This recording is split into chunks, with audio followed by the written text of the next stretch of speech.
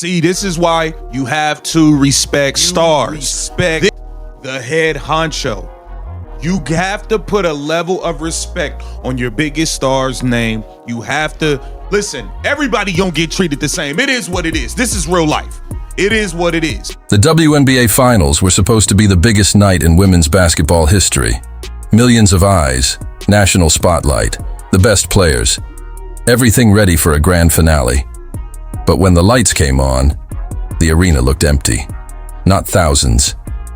Not even close. Barely a couple hundred fans scattered in the stands. 96% said, hail to the no. You are not invested. You are not interested in watching this BS transpire on your television sets. This wasn't a preseason game. This was the finals. Before I tell you what really went wrong here, hit that like button right now, because what I'm about to say will blow your mind. It looked like a ghost town. Rows of empty seats, cameras desperately trying not to show the crowd because there wasn't one. Even street games get louder cheers than this. And yet this was supposed to be the moment for women's basketball. People were confused, shocked, even embarrassed. How could this happen? How could the WNBA Finals look like a quiet practice session? The answer was simple, and yet it changed everything. Because one name was missing: Caitlin Clark. The rookie, who broke every viewership record, who filled every seat, who turned women's basketball into a movement, was not there. No Caitlin Clark, no noise, no spark, no crowd, just silence. Some said it was load management. Others whispered about tension inside the league. But fans weren't buying it. Clarity of why is this called, why is this not called? And at the end of the day, like, they respond, well, this meets the criteria. Well, then the criteria needs to change. If our game is growing and it's changing, then our criteria can't be from the 1700s. Like, let's go. Let's get with the times a little bit. And I think we want the league to be more physical, but at this point, how the season has been going, like the regular season, that's really the physicality playoff basketball should be. Like, we're out there killing each other. Everyone's getting injured. Like, that's not fun for the fans to watch. It's not fun to play. Like, keep basketball, because we are very highly skilled, competitive basketball players who are very elite at our craft. That's what people want to see. They don't want to see. We want to see the skill. We want to see the actual. Because everyone knew, when Caitlin Clark doesn't play, the WNBA doesn't exist. On social media, people exploded. If Caitlin's not there, what's the point of watching? The finals feel dead. Even my local high school game had more people. And it was true. You could literally count the fans on camera. 150, maybe 200. That's all. For the finals, DeWanna Bonner looked around, disbelief in her eyes. She's a veteran, an MVP, a legend, and yet she was playing in front of empty chairs. Aja Wilson tried to stay locked in, but the silence was haunting. Every bounce of the ball echoed through the arena like a reminder of what was missing. This was supposed to be their moment, the top of the mountain, and the world just didn't care. Not because of their talent, but because of what the league did to Caitlin Clark.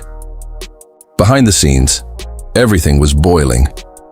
Rumors of league politics, tension between the commissioner and the biggest star in the sport, players who felt overshadowed by Caitlin's fame, and a league too proud to admit that one rookie had become its entire heartbeat.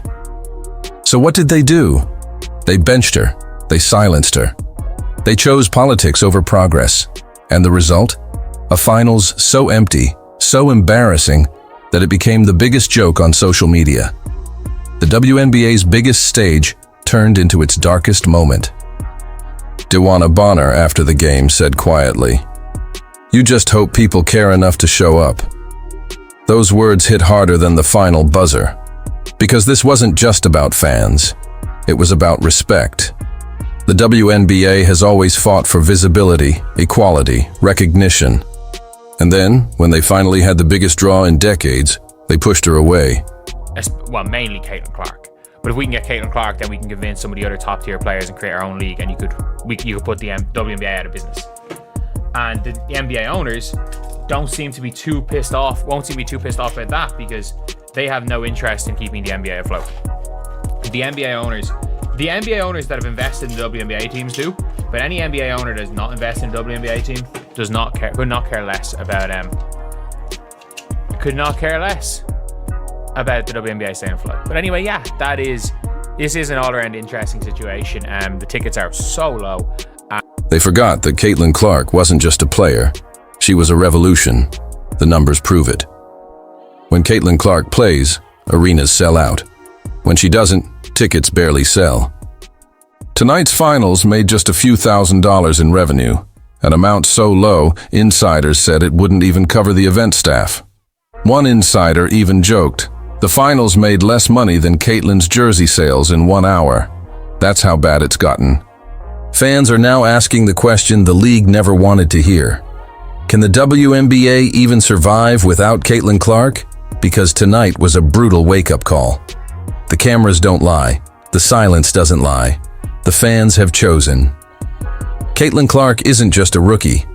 She's the reason people watch, the reason arenas fill, the reason the WNBA even trends. And yet, the commissioner tried to play tough, treating her like just another player. But this empty arena was the result of that pride. It's funny and sad at the same time. A league that should be celebrating growth is instead watching it disappear, seat by seat. When Caitlin Clark entered the WNBA, she brought hope. She brought excitement. She made people care.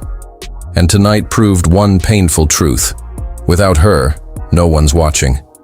The WNBA tried to prove it could stand without her. Instead, it exposed itself. It showed the world exactly how fragile it really is. Because if one player's absence can turn a finals into a ghost town, what happens next season? What happens when fans finally stop caring?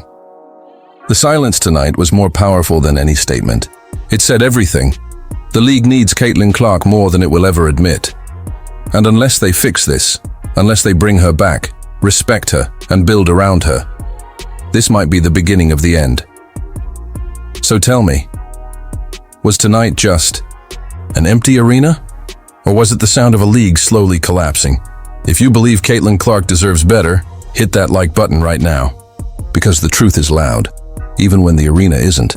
There, tongue wagging. What a great look to see how she threads the needle to Kelsey Mitchell. Mitchell's so dangerous because she can drain that three-point shot, but you turn your head, forget about it.